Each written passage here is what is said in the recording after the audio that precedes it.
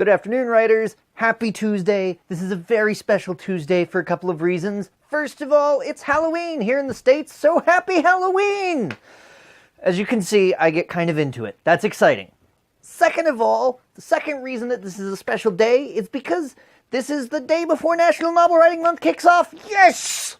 So you want to do NaNoWriMo. You want to give it a shot. But still, the question is, what do you actually do to start? I mean, do you just dive in and start writing at the beginning?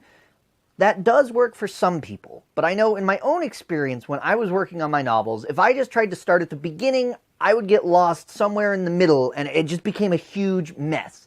A little bit of pre-writing work up front can give you a framework to work in to know how exactly the pieces of your novel are going to fit together.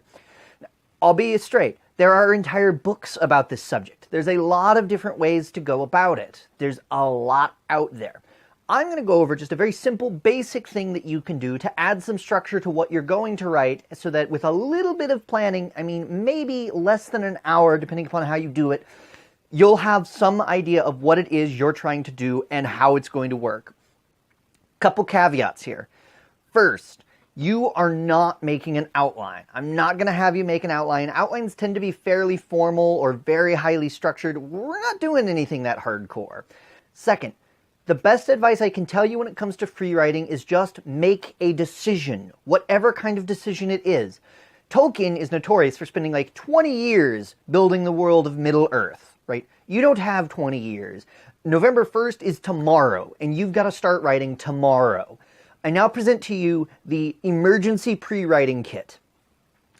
First, step one. Step one is to create a character. And you don't need to come up with a really elaborate character. All you need to come up with is, what does this character want? Now, there are, again, entire books on how to make good, interesting, vivid characters. There's a lot there, but you can never go wrong with coming up with a character who wants something very strongly. You might see, if you do some research on the internet, that there are lots of character sheets out there, or forms or questionnaires or surveys that you can fill out about your characters. I'm not about anything that fancy. Yes, you can do them. I find personally that some of those are just really, really long surveys, and I don't need to know, for example, what my character's favorite color is or what their bedroom looks like. If I do know what the character wants more than anything else, I can try to frame everything else around that. So that's really important. That's your first step, is come up with your character and say, what does this character want? Second, once you have a character and you know what they want, now what you can do is you can start going, all right, what are they going to do to try and get the thing that they want? Maybe your character got trapped in a fantasy land and they're trying to go home. All right, well, maybe the first thing that they'll do to go home is go consult the great ancient wizard who's in the land. Perfect, fine. Maybe the spaceship's broke and they want to try and just fix the spaceship. All right, well, they're going to go down to engineering bay and try to jury-rig something. Here's the important kicker, though. They're going to try something and it is going to fail. And not only is it going to fail, it's going to make things worse for the characters.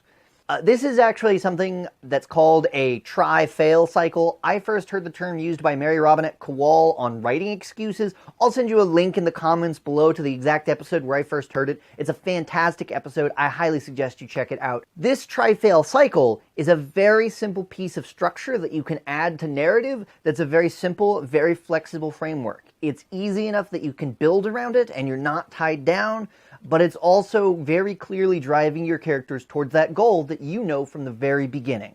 The next step to this emergency pre-writing kit, right? You have a try-fail cycle where they tried something and it failed.